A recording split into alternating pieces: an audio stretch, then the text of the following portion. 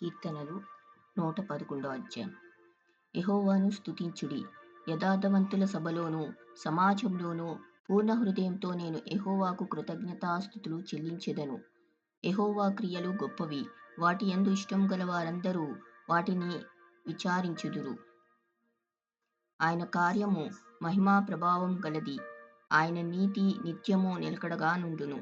ఆయన తన ఆశ్చర్య కార్యములకు జ్ఞాపకార్థ సూచనను నియమించియున్నాడు. యెహోవా దయాదాక్షిణ్య పూర్ణుడు, తన యందు భయభక్తులు గల వారికి ఆయన ఆహారమిచ్చియున్నాడు. ఆయన నిత్యము తన నిబంధన జ్ఞాపకం చేసుకొనును. ఆయన తన ప్రజలకు అన్యజనుల స్వాస్థ్యము అప్పగించియున్నాడు. తన క్రియల మహాత్మ్యమును వారికి వెల్లడి చేసియున్నాడు. ఆయన చేతి కార్యములు సత్యమైనవి, న్యాయమైనవి. ఆయన శాసనములన్నీయు నమ్మకమైనవి. అవి శాశ్వతంగా స్థాపింపబడి ఉన్నవి. సత్యముతోనూ యథార్థతతోనూ అవి చేయబడి ఉన్నవి. ఆయన తన ప్రజలకు విమోచనము కలుగచేయువాడు. తన నిబంధన ఆయన నిత్యముగా ఉండ నిర్ణయించువాడు. ఆయన నామము పరిశుద్ధమైనది, పూజింపదగినది. యెహోవా యందలి భయము జ్ఞానమునకు మూలము.